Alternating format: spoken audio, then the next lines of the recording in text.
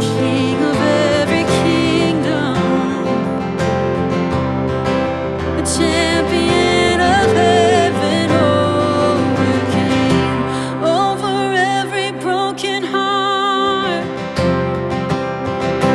Hope is rising through the dark, over every weary soul. Breathe miracles,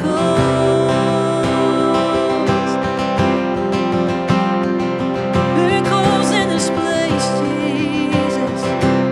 Sing it out, the glory of the Father, the glory of the Father.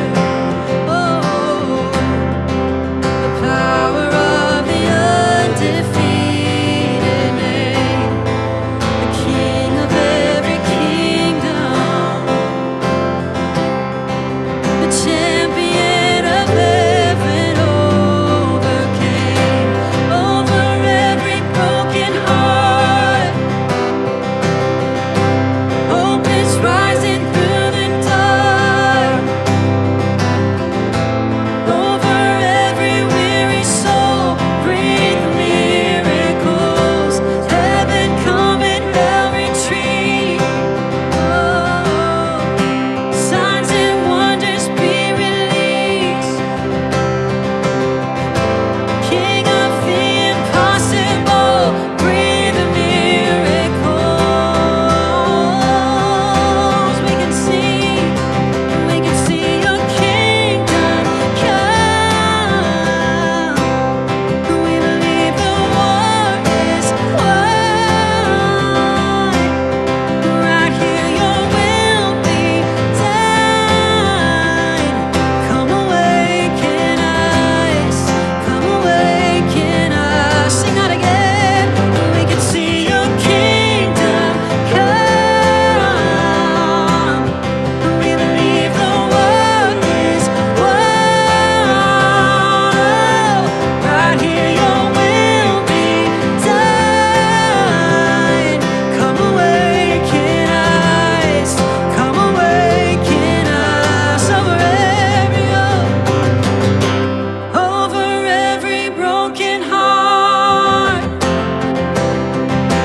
Hope is rising through the dark, over every weary soul. Breathe miracles, heaven come and hell retreat. Signs and wonders be released. King of the impossible, breathe miracles. Oh, breathe miracles.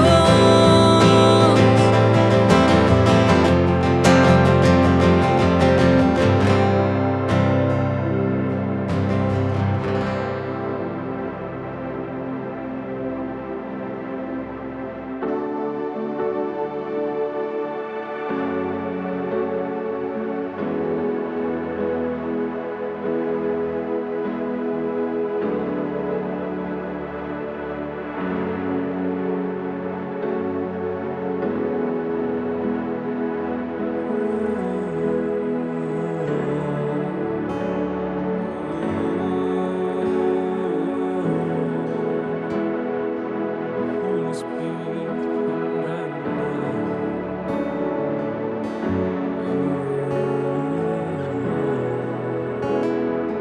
You give life. You give life. You are love.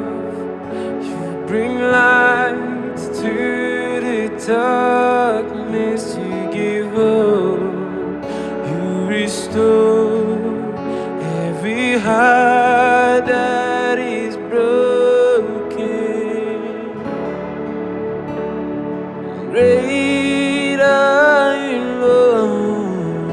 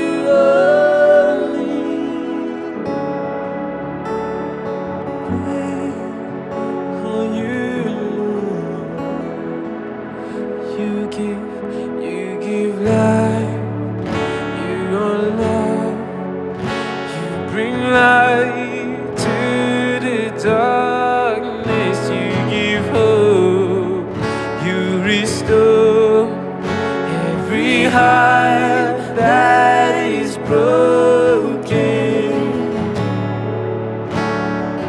Great are you, Lord. Come on, sing with us.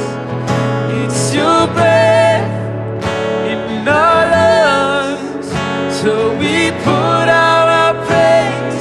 We put out our praise. It's your breath in our lungs, so we put out our praise to you. Oh, it's your breath. It's your breath. Come on. It's your lungs, so we put out our praise. We put out our praise. It's your breath in our lungs, so we put out our praise to you, holy.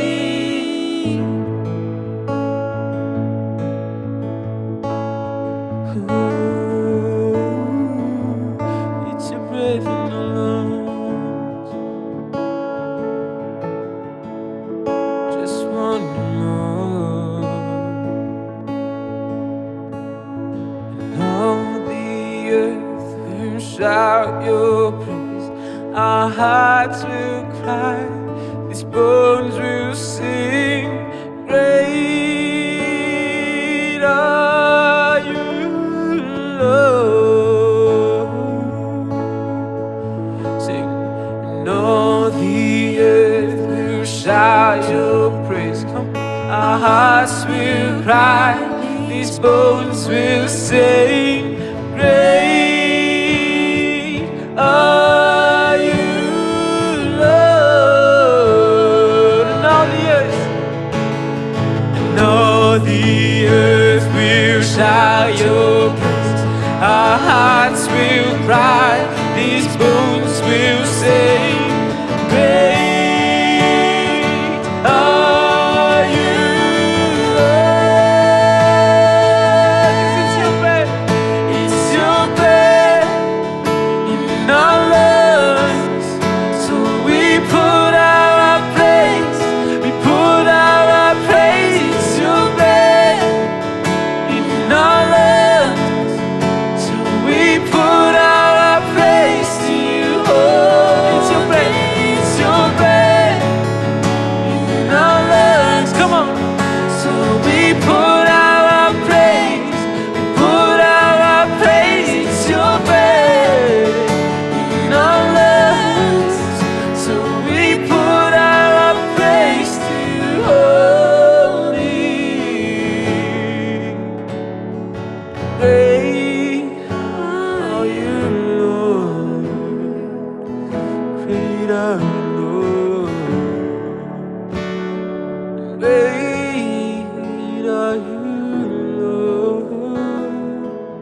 'Cause it's your breath. It's your breath in my lungs, so we put out our praise. We put out our praise. It's your breath in my lungs, so we put out our praise to you, holy. Great are you, Lord.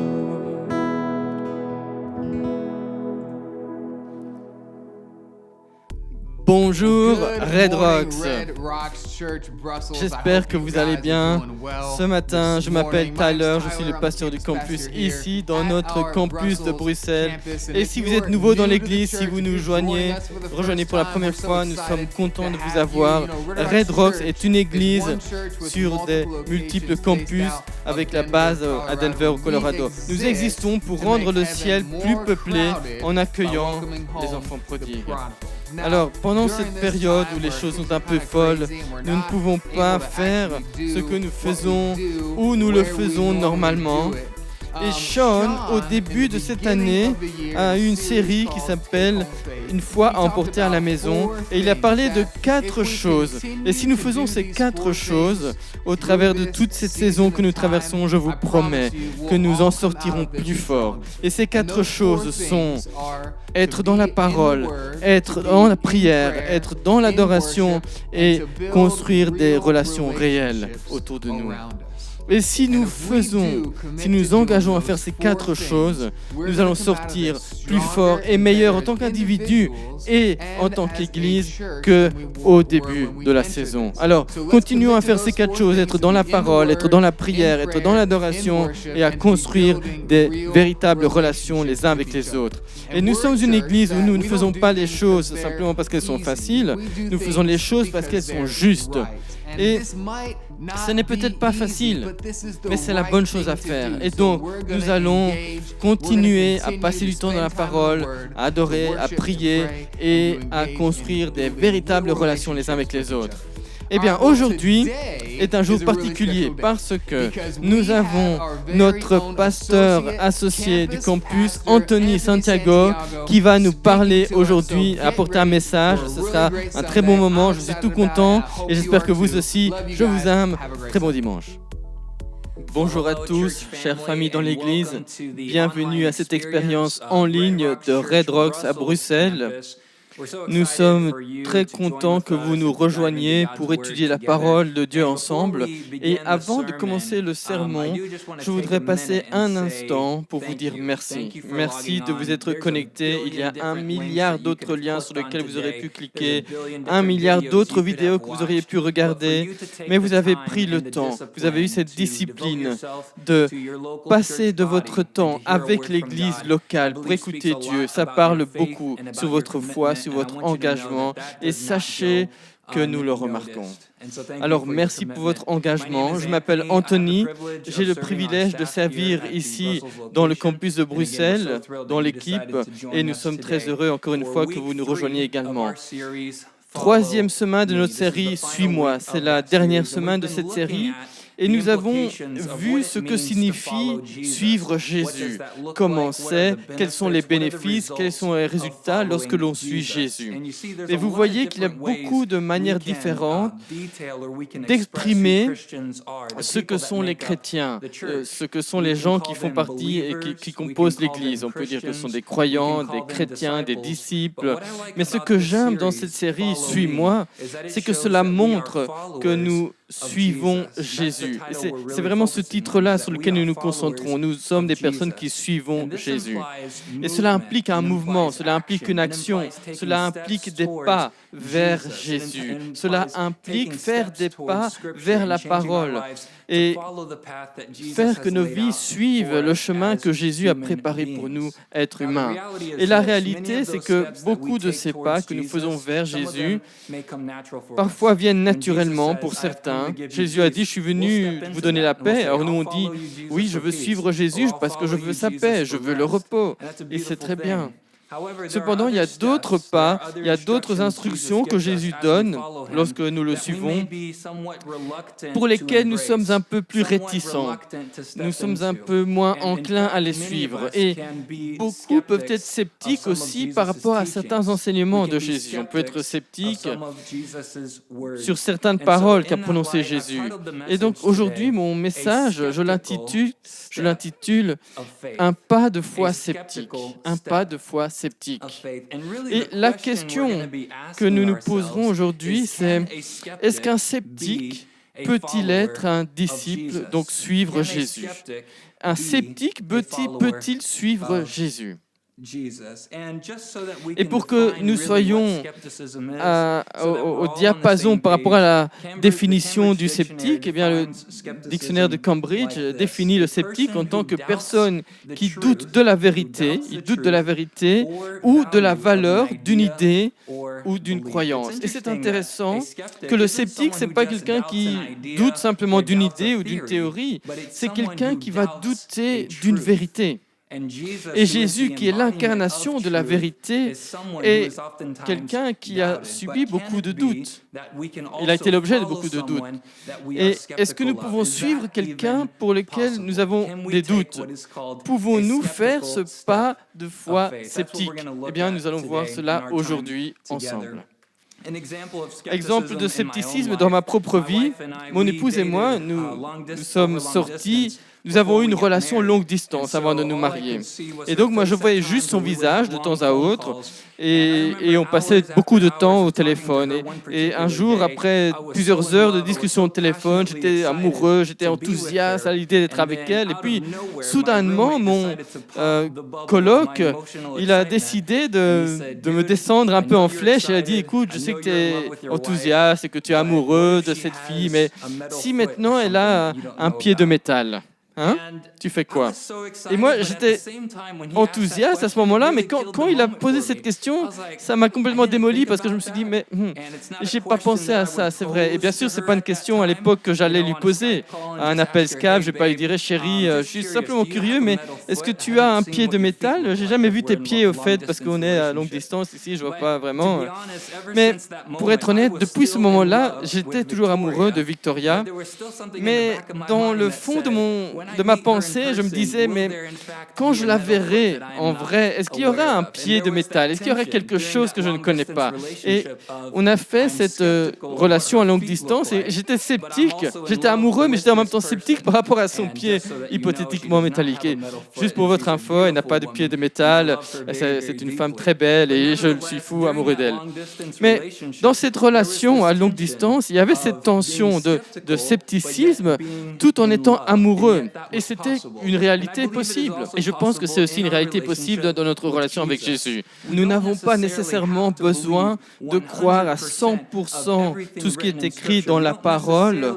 Nous n'avons pas à être d'accord avec tous les détails qui sont déclarés pour être acceptés, parce que Jésus, ça ne le dérange pas qu'on le suive progressivement et que nous ne sommes pas encore tout à fait croyants, mais que nous avons encore des doutes. Et nous allons voir ce que la Bible dit sur les sceptiques qui ont suivi Jésus. Le passage que nous allons considérer aujourd'hui se trouve en Jean chapitre 1, et nous allons commencer au verset 1. Et ce passage, c'est au moment où Jésus recrute des personnes pour le suivre, et nous allons voir que parmi ces personnes se trouve un disciple. Donc Jean chapitre 1, verset 43. Le lendemain, Jésus décida de se rendre en Galilée. Il rencontra Philippe et lui dit « Suis-moi ». Ce serait un bon titre pour une série d'ailleurs, ça, « Suis-moi ». Philippe était de Bethsaïda, la ville d'André et de Pierre. Philippe rencontra Nathanaël et lui dit « Nous avons trouvé celui que Moïse a décrit dans la loi et dont les prophètes ont parlé, Jésus de Nazareth, le fils de Joseph. » Alors faisons une petite pause ici. Et nous voyons donc Jésus en Galilée. Il recrute des gens pour le suivre. Et il trouve cet homme, Philippe, et lui dit simplement deux mots, « Suis-moi ». Suis-moi. Et c'est sur base de ces deux mots que Philippe a décidé de croire en Jésus et de le suivre. Sa croyance est si authentique, c'est véritable que lui-même, il ne s'arrête pas à croire lui-même, donc il va trouver Nathanaël pour lui dire qu'il a trouvé le Messie, celui dont lequel la parole a prédit dans l'Ancien Testament. Et donc, son engagement est là, il est prêt à suivre Jésus à travers tout, et il essaie de convaincre Nathanaël par ses paroles de lui aussi suivre Jésus. Mais Nathanaël a une autre réaction que celle de Philippe. Verset 46. Voici ce que dit Nathanaël. Peut-il sortir quelque chose de bon de Nazareth? Peut-il sortir quelque chose de bon de Nazareth? En d'autres termes, voici un sceptique ici. Il y a un disciple de Jésus, Philippe, qui essaie de convaincre un potentiel disciple de Jésus, Nathanaël, mais Nathanaël, lui, n'accepte pas. Il ne croit pas ce qu'il entend, il ne croit pas le témoignage de Philippe, et il dit, y a-t-il quelque chose de bon qui puisse sortir de Nazareth? Il est sceptique sur le témoignage de Philippe, sceptique par rapport à la ville de Nazareth, qui était un village en fait, et il est sceptique sur Jésus lui-même. Voyez comment Philippe a répondu. Il a dit, « Viens et vois. Viens et vois. » Les sceptiques veulent voir. Les sceptiques veulent toucher, ils veulent voir quelque chose avec leurs yeux, pas juste écouter les témoignages des gens. Les sceptiques ont besoin de preuves, ils ont besoin de voir ce dont nous parlons. Mais mes paroles, moi, ce que je vous dis, même dans mon message, ça ne suffit pas. Les sermons ne suffisent pas toujours. Écouter n'est pas toujours suffisant. Les sceptiques ont besoin de quelque chose de plus. Ils ont besoin non seulement d'entendre le message, mais ils doivent le voir de leurs yeux, ils doivent le toucher de leurs mains. Et nous, en tant qu'Église, nous sommes bien connus pour prêcher des sermons, bien connus pour dire plein de choses. Mais nous sommes malheureusement un peu moins connus pour les choses que nous faisons et démontrons les évidences de l'amour de Dieu sur terre pour les sceptiques. Il y a un membre dans notre Église qui s'appelle Rafa. Peut-être que vous l'avez déjà rencontré. Il s'occupe des médias sociaux de l'Église. Et c'est une personne qui lit et qui prie beaucoup, qui prend son culte personnel très au sérieux. Et un jour, je lui ai posé la question récemment, qu'est-ce que Dieu t'a dit au sujet de la pandémie, au sujet de cette saison que nous traversons en tant qu'Église? Et il a dit ceci. Il a dit, en ce moment, nous avons l'occasion soit d'être connus pour nos sermons et notre parole, en tant qu'Église, soit pour être connus par ce que nous faisons pour notre communauté. Et ça m'est resté. Et je lui ai dit, c'est vrai, tu as raison. Il y a tellement de sermons qu'on peut regarder, il y a tellement de contenu disponible. Mais j'espère qu'on ne se souviendra pas seulement de nos paroles, qu'on se souviendra de nous aussi pour nos actions. Pour les sceptiques qui doivent encore suivre Jésus, ils ont besoin de voir. Et donc Nathanaël, il va trouver Jésus, il va vers Jésus, et verset 47, Jésus vit Nathanaël s'approcher de lui et dit de lui, « Voici vraiment un Israélite en qui il n'y a pas de ruse. » En fait, Jésus ici, il dit une chose sur Nathanaël, même pas à lui, il ne s'adresse pas à lui, il dit simplement, il fait un commentaire, il dit, « C'est une personne vraie, authentique, il n'y a rien de faux en lui. » Alors on pourrait dire, oh, ça c'est gentil, ça c'est très bien à dire. Jésus, il a dit une bonne parole pour Nathanaël. Mais Nathanaël, lui, il n'accepte pas trop ça. Parce que vous allez voir comment il va répondre à Jésus. Il lui dit, mais comment est-ce que tu me connais? En d'autres termes, comment sais-tu qui je suis? J'étais sceptique par rapport à Nazareth, sceptique par rapport à Philippe. Maintenant, je suis sceptique par rapport à ce que toi, tu me dis de moi. On ne s'est même pas encore rencontrés, on ne s'est même pas encore salué, et tu dis quelque chose sur moi alors que tu ne me connais pas. Tu ne sais pas qui je suis. Voilà le scepticisme de Nathanaël qui revient à la charge. Et qui montre à Jésus que, écoute, moi, on ne me la fait pas. Je ne vais pas croire n'importe quoi que tu dis parce que Philippe m'a dit quelque chose de bien sur toi. Moi, je suis bien plus malin que ça. J'ai besoin que tu me révèles quelque chose. Je suis un sceptique. Alors, Jésus, ici, il aurait pu faire ceci. Il aurait pu prendre Nathanaël à part du groupe et dire, écoute, toi, tu n'as pas assez de foi, tu n'es pas assez éloquent pour me suivre. Si tu ne veux pas me croire, eh bien, je vais te mettre sur le côté. Tu ne seras plus dans le groupe. Mais Jésus ne fait pas ça. Jésus, il répond à Nathanaël comme ceci. Jésus lui répondit, « Avant que Philippe ne te parle, quand tu étais sous le figuier, je t'ai vu. » Alors pourquoi est-ce que cette phrase est si importante? Je vais la relire. Jésus dit, « Avant que Philippe ne t'appelle, quand tu étais sous le figuier, je t'ai vu. » La raison pour laquelle cette phrase est tellement importante, c'est parce que géographiquement parlant, là où Nathanaël se tenait sous le figuier et là où Jésus se tenait, il y avait une grande distance, c'était deux endroits différents et à l'œil nu, ils n'auraient pas pu se voir. Nathanaël pensait qu'il était seul, voyez-vous, sous le figuier. Nathanaël pensait que sous ce figuier, il était seul. Beaucoup disent d'ailleurs que peut-être qu'il était en train de prier ou de lire ou de méditer sur la présence de Dieu. Et puis il est venu vers Jésus, rempli de ses doutes, de son scepticisme par rapport à cet homme Jésus de Nazareth. Et il lui dit, mais comment me connais-tu? Et Jésus répond, avant que tu n'arrives ici, je t'avais déjà vu. Je sais exactement où tu étais. Je sais exactement combien de figues étaient sur cet arbre où tu étais assis. Jésus sait exactement qui est Nathanaël. Voyez-vous, Philippe, il avait besoin d'une invitation. Suis-moi. Et Philippe a suivi Jésus. Nathanaël, lui, il avait besoin d'une révélation. Il avait besoin d'une parole de connaissance de la part de Jésus. Et c'est comme cela qu'il a suivi Jésus. Et donc, c'est la réponse de Jésus à Nathanaël.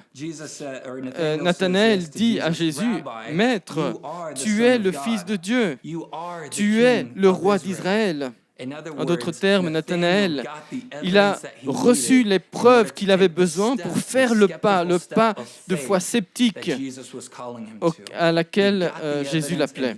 Et donc, il a fait ce pas de foi et il a décidé de suivre Jésus. Son scepticisme est devenu une louange. Son scepticisme est devenu un acte de suivre Jésus. Ce n'était pas comme Philippe, ce n'était pas aussi rapide que Philippe, mais il a reçu ce qu'il avait besoin pour pouvoir faire ce pas vers Jésus. Parce que Jésus avait vu Nathanaël avant que Nathanaël ne visse Jésus. Il y a un passage similaire dans la Bible, une histoire, je devrais dire une histoire similaire dans l'Ancien Testament. C'est une femme qui s'appelle Agar. La version résumée, c'est que Agar a fait ce qu'il fallait faire en suivant les ordres d'Abraham et elle se retrouve dans le désert à essayer de chercher son chemin. Et alors qu'elle est séparée de la civilisation, séparée des gens, exposée dans ce désert, elle était confuse, blessée, triste. Et Dieu la rencontre dans ce désert.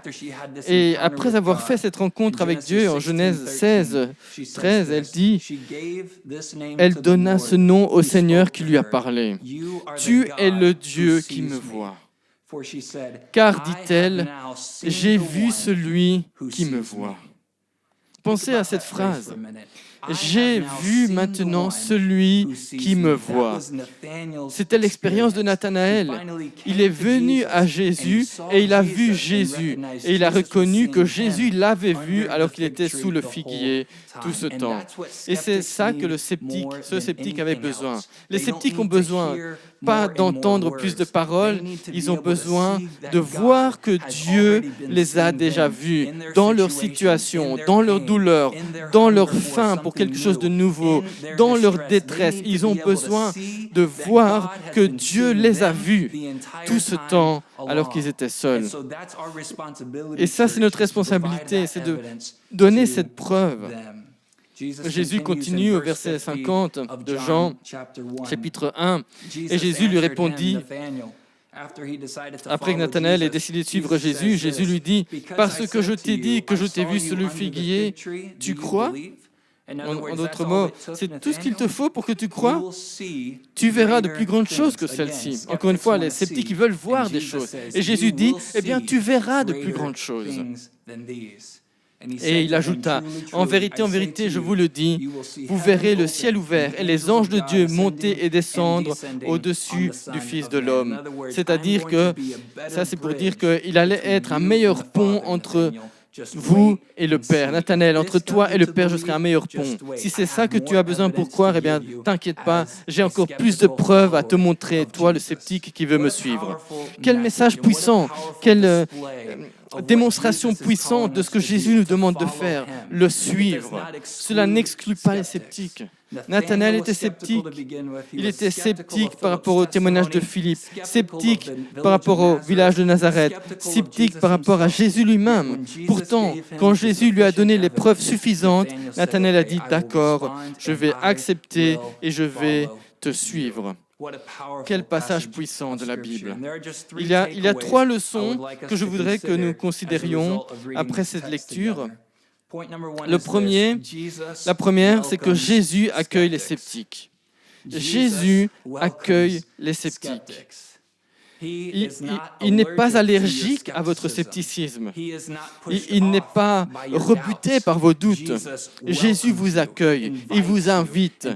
Et aux sceptiques qui sont dans notre Église, sachez que vous n'avez pas à rester silencieux. Si vous avez des questions, si vous avez des doutes, si vous avez de la confusion, s'il y a des choses au sujet desquels vous voulez parler, nous sommes disponibles. Jésus est disponible et Jésus peut faire face à votre scepticisme. Il peut faire face à vos doutes. Il les accueille. Que vous ayez des questions ou des doutes par rapport au caractère de Dieu, au peuple de Dieu qui compose l'Église, comment les finances sont gérées, comment les dons de l'Esprit sont gérés, comment les gens lèvent les mains dans l'adoration et ce que ça implique, ce que ça veut dire.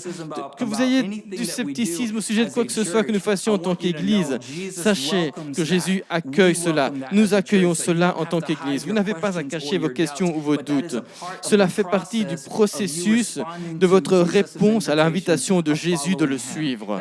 Cela fait partie du processus de suivre Jésus.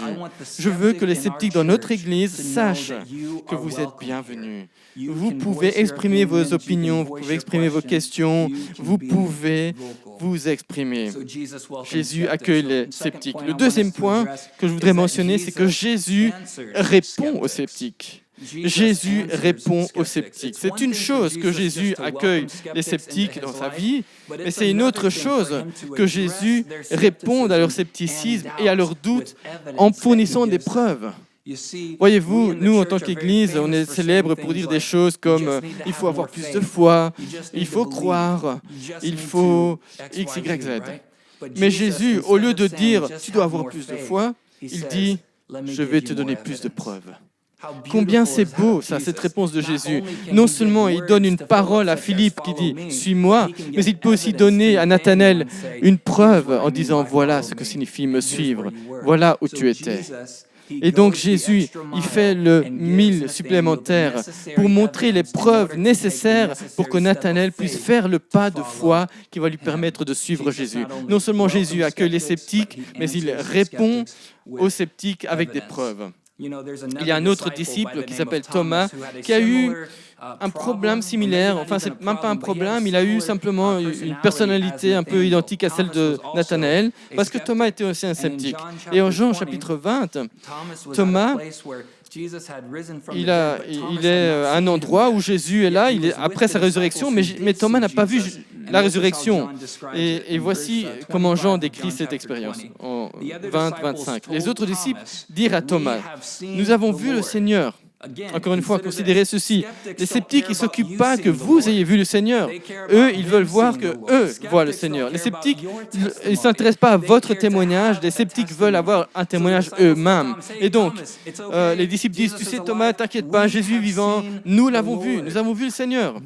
Mais Thomas leur dit, regardez bien ce que Thomas dit, écoutez, si moi je ne vois pas le Seigneur, si je ne vois pas dans ses mains la marque des clous, et si je ne mets pas mon doigt dedans, et si je ne mets pas ma main dans son côté, je ne croirai pas. Pour lui, peu importe ce que vous avez vu, lui, il veut savoir ce que lui peut voir. Et pensez que ça, c'est après la résurrection. Thomas, il avait vu Jésus ressusciter des morts. Il avait vu Jésus nourrir 5000 personnes. Thomas avait déjà eu des preuves sous ses yeux, de nombreuses fois, preuve après preuve après preuve. Mais Thomas, il dit pourtant, jusqu'à ce que je le voie, jusqu'à ce que je le touche, jusqu'à ce que je l'entende, je ne croirai pas. Vous savez, un sceptique, c'était lui. C'était le sceptique jusqu'à l'os. Et puis, verset 26. 8 jours après, les disciples de Jésus étaient de nouveau dans la maison et Thomas se trouvait avec eux. Les portes étaient fermées, mais Jésus vint au milieu d'eux et leur dit que la paix soit avec vous. Verset 27. Puis il dit à Thomas, écoutez bien, Jésus qui parle à Thomas maintenant, il donne cette occasion, il n'a pas donné cette occasion à tous les disciples, mais il va la donner à Thomas. Pourquoi ? Parce que tout le monde n'a pas besoin d'autant de preuves. Certains ont le don de foi. Pour certains, croire c'est plus naturel. Mais il a dit à Thomas, avance ton doigt ici et regarde mes mains. Avance aussi ta main et mets-la dans mon côté. Ne sois pas incrédule, mais crois. Waouh! Jésus n'a pas puni Thomas. Il a prouvé, il a donné la preuve que Thomas voulait. Thomas avait besoin de preuves, Jésus l'a donné. Donc Jésus, il accueille les sceptiques, mais en plus, il répond aux sceptiques. Il répond aux doutes qu'ont les sceptiques en apportant des preuves. Combien c'est beau! Combien c'est beau. Récemment, nous étions à un événement dans un parc et il y avait une petite chasse au trésor et on était dans la forêt et j'étais avec quelques personnes de Kids Rock et puis il y avait une fille de 8-9 ans, elle avait faim. J'ai dit, là je vois qu'il y a des murs sur le côté dans les petits buissons et elle a dit, mais tu es fou. Moi j'ai dit, non, ce sont des murs, c'est bon. Elle a dit, moi je ne vais pas manger de murs.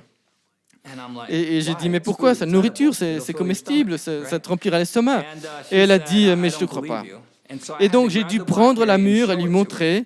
Et elle a dit, mais je te crois toujours pas. Elle a dit, si tu ne la manges pas, je ne te croirai pas. Bien sûr, moi j'ai mangé la mûre, aucun problème pour moi. Mais ce n'est qu'au moment où elle a eu la preuve que cette mûre pouvait être mangée qu'elle a accepté de la manger. Et moi, ça ne me dérangeait pas du tout. Ça ne me dérangeait pas de montrer que les mûres, c'est bon, je vais en manger, comme ça tu pourras aussi en manger. Elle avait besoin de plus de preuves. Elle avait besoin de cela pour faire le pas de manger la mûre. Bien sûr, nous ne parlons pas de mûre aujourd'hui, mais cependant, c'est une analogie pour vous montrer que certaines personnes, parfois, ont besoin de plus de preuves avant de faire le pas de foi. Et ce n'est pas un problème parce que Jésus donne cela. Il répond aux sceptiques en leur donnant des preuves. Et donc, Jésus accueille les sceptiques, Jésus répond aux sceptiques, et troisièmement, Jésus envoie les sceptiques. Jésus envoie les sceptiques. Ce serait une chose, à ce moment-ci, si Jésus disait, oui, ok, on vous accueille, je vous donne les preuves, mais restez tranquille. Quand vous en aurez fini avec votre scepticisme, je vous utiliserai. Ce n'est pas ce que Jésus fait. D'ailleurs, à la fin de la vie de Jésus, lorsqu'il va monter auprès du Père, lorsqu'il va monter au ciel, il va donner à ses disciples, à ses suiveurs, la grande commission, qui en fait sont les instructions de la manière dont ils doivent répandre dans le monde le message de l'Évangile et le message du royaume de Dieu.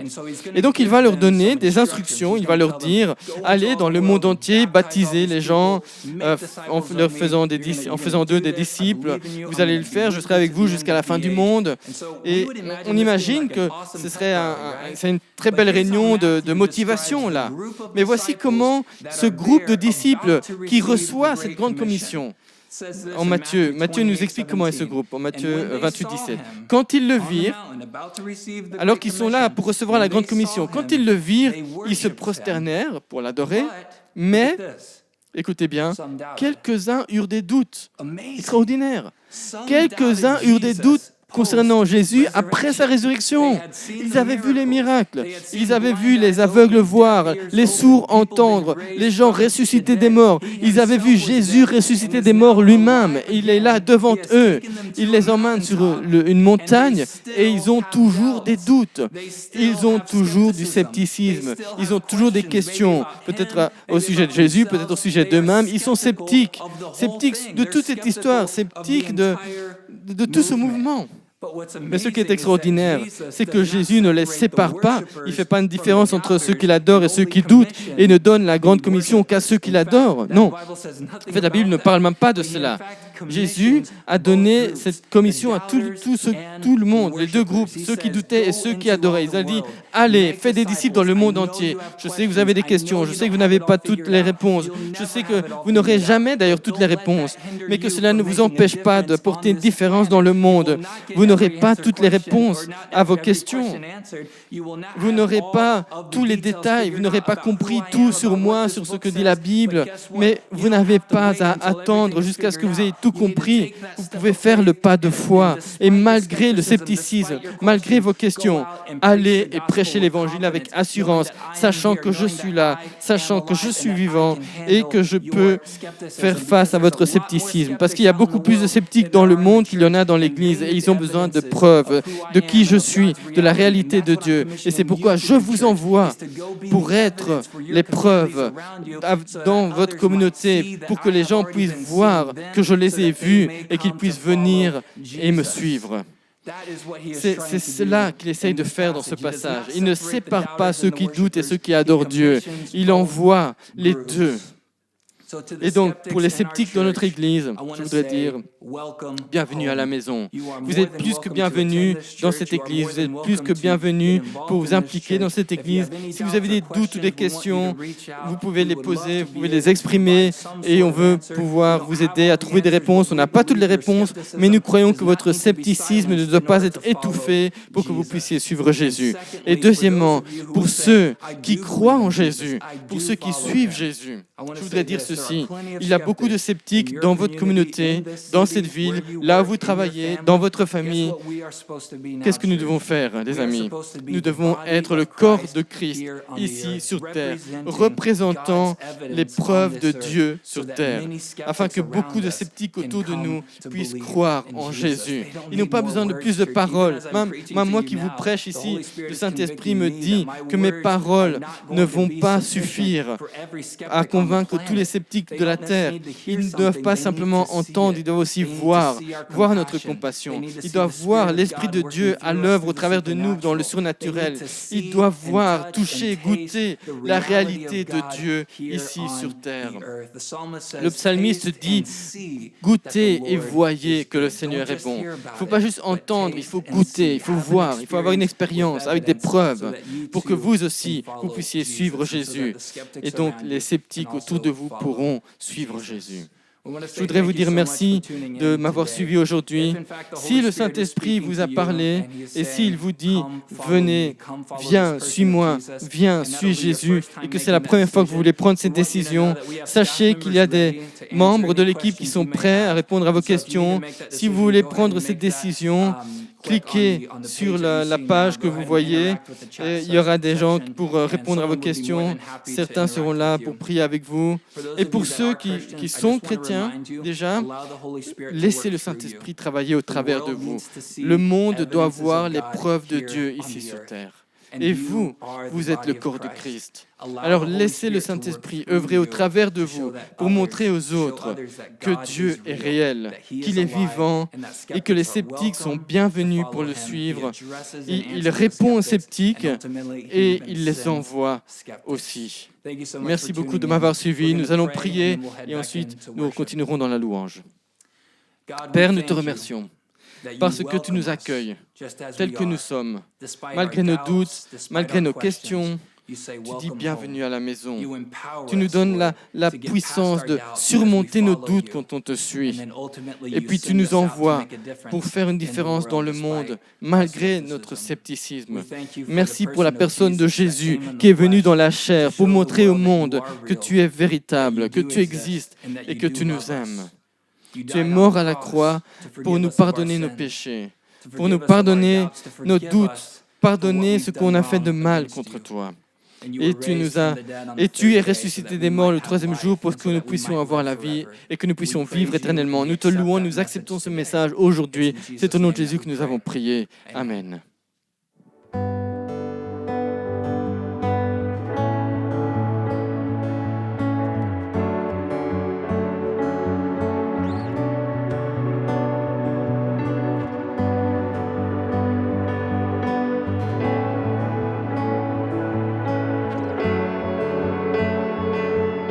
Let's sing this together, blessed assurance. Blessed assurance, I can't seem to find you right now. Here in the heartache, I can't seem to feel you right now. You can handle all my questions.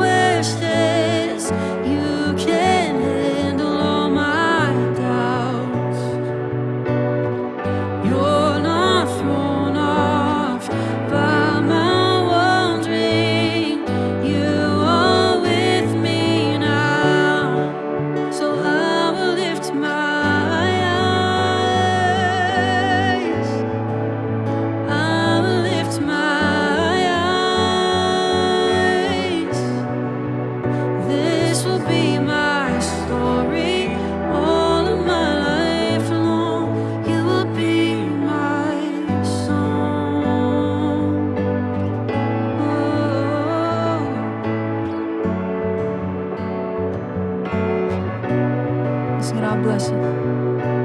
Blessed assurance, whisper your peace through the night. Here is my promise. Oh, forever Jesus is mine. I will worship through my questions. I will worship through my doubts.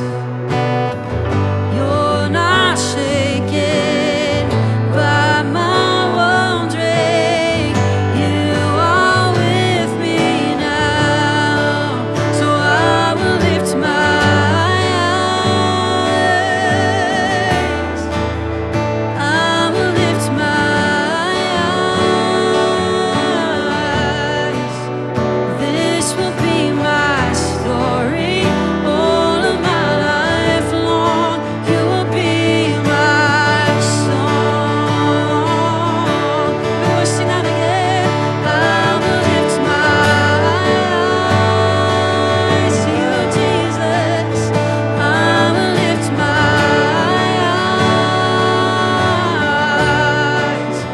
This will be my story all of my life long.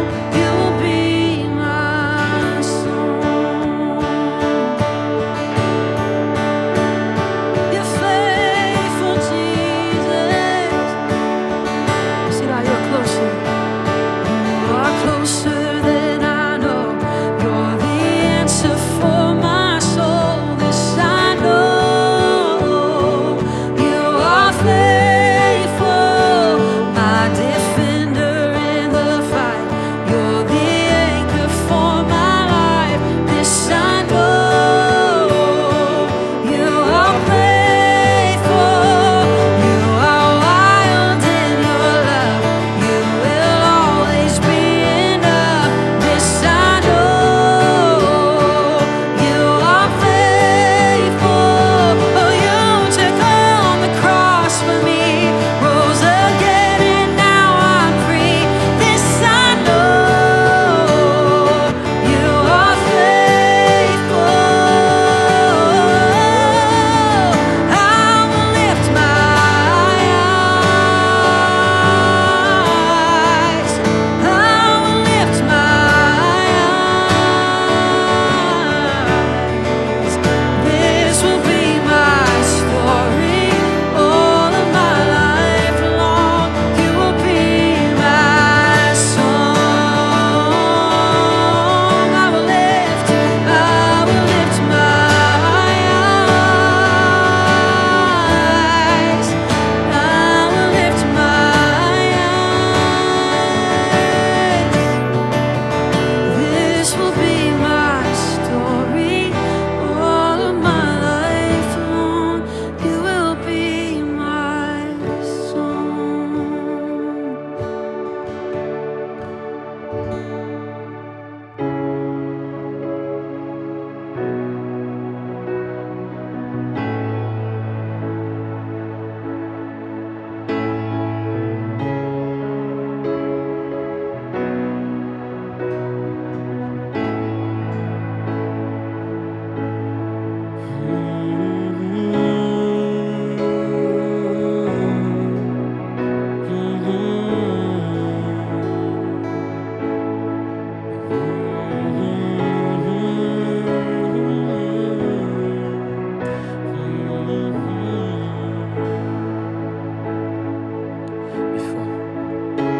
Before I spoke a word, you were singing over me.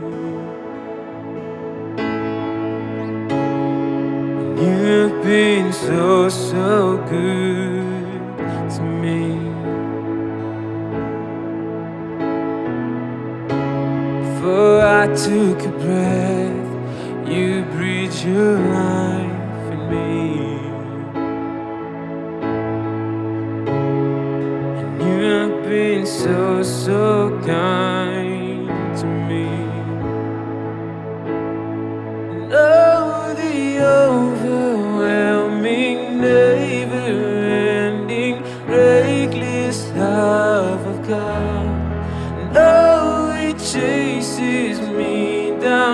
fight still I'm found leaves in 99. I couldn't earn it, I don't deserve it. Still you gave yourself away. And oh, the overwhelming, never-ending, reckless love of God. Yeah,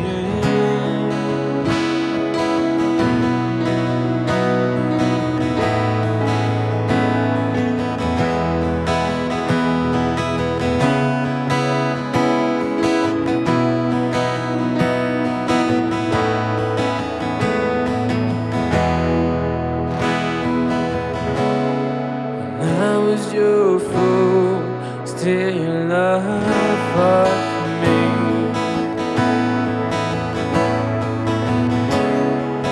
You have been so, so good to me.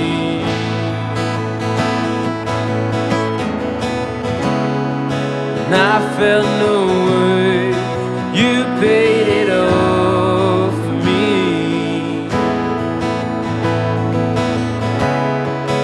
You have been so, so kind to me. Oh, the overwhelming, never-ending, reckless love of God. Oh, it chases me down, fights till I'm found, leaves in 99. I couldn't earn it, I don't deserve it. Still you gave yourself away. Oh, the overwhelming, never-ending, reckless love of God.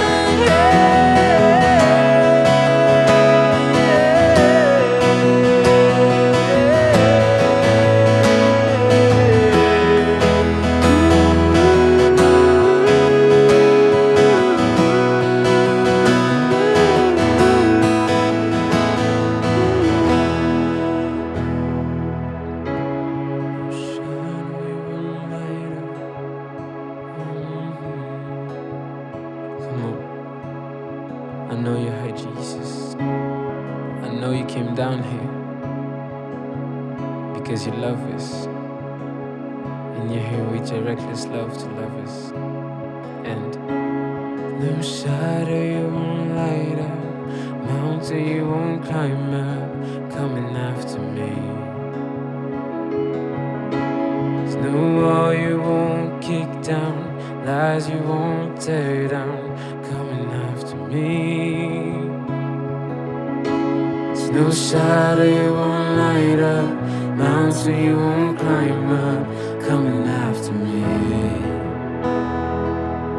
There's no wall you won't kick down, lies you won't tear down, coming after me.